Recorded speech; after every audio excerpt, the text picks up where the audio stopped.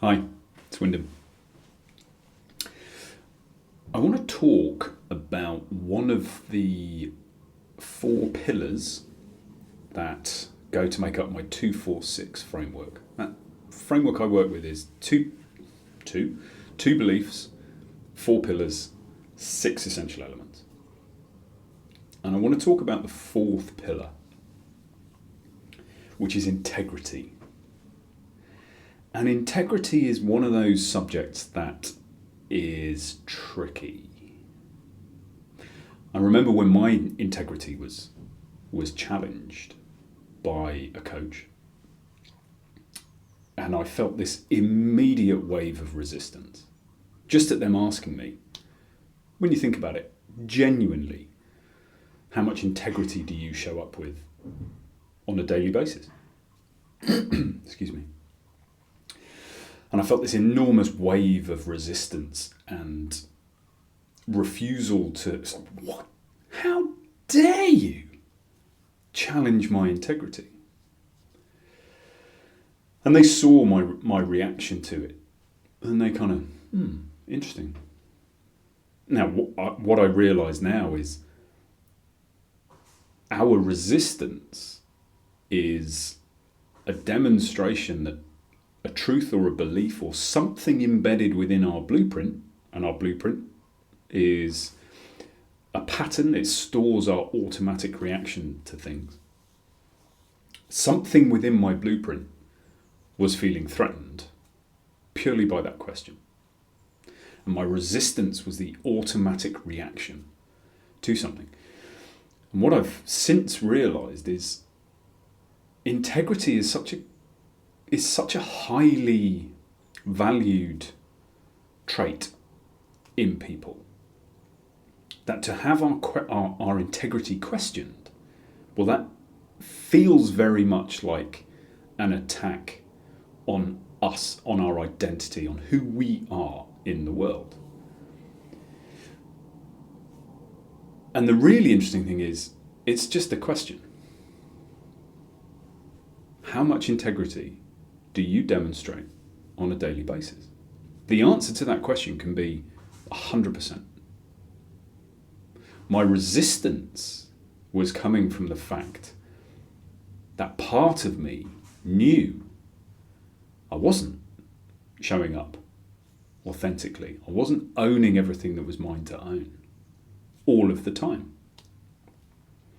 And so the resistance came from the fact that subconsciously I knew that if I was to answer that question honestly, I would have to admit that I wasn't showing up with integrity all of the time. Now, is it possible to show up with integrity all of the time? It is, yeah. It's so hard. So hard. And I think the important thing to recognise is integrity is lauded as this incredible trait, characteristic, whatever it might be. And actually, when we meet people who stand in their integrity, it is incredibly impressive. And the reason it's impressive is because there will always be a price to pay. Always. We look at integrity and it's, oh yeah, of course I want to show up with integrity. And then when it comes to the crunch, when we are the person who is facing a decision, is deciding whether we speak out, is deciding whether we take an opportunity, is deciding whether we go along with the crowd or we walk our own path.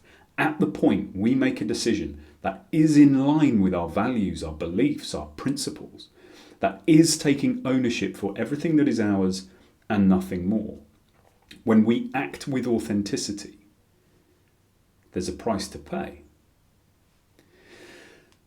And the price is very often material, it's very often relational, and we have to live with the outcomes of our decisions. And those outcomes of our decisions will, depending on the decision we're having to make, alienate people. So the question about integrity is not as clear-cut as our blueprint will react. When when our integrity is questioned, and it's just questioned, right? That question still is just a question. We get to answer it. It is not a loaded question. It is just a question. How much integrity do you show up with every day? When that is challenged, if we perceive it as a challenge, our blueprint goes into defense mode. But it is a really important question for us to look at, to address. Because what does integrity require? Well, integrity requires us to stand for our values. Integrity requires us to take responsibility for our life. Integrity requires us to be authentic. And if we don't know what any of those things actually mean, then how can we be acting with integrity? If we don't really know our values, if we don't really know our core principles, our core beliefs, our core truths about the world, what we truly believe, if we don't really know who we are, then integrity is like this other thing that's floating on the side. Because compromise is a double-edged sword. It's an essential part of relationships. It's an essential part of life. The question is, what do we compromise on? And who do we compromise with? And why do we make those compromises? If the compromises we are making are to our values, to our authenticity, to our core beliefs, then we are not acting with integrity. And as with all these videos and anything that I write, there is no judgment in that. There really isn't. I lived that for such a long time. And there are still moments in my life where I recognize I am failing to act with true integrity for what I believe.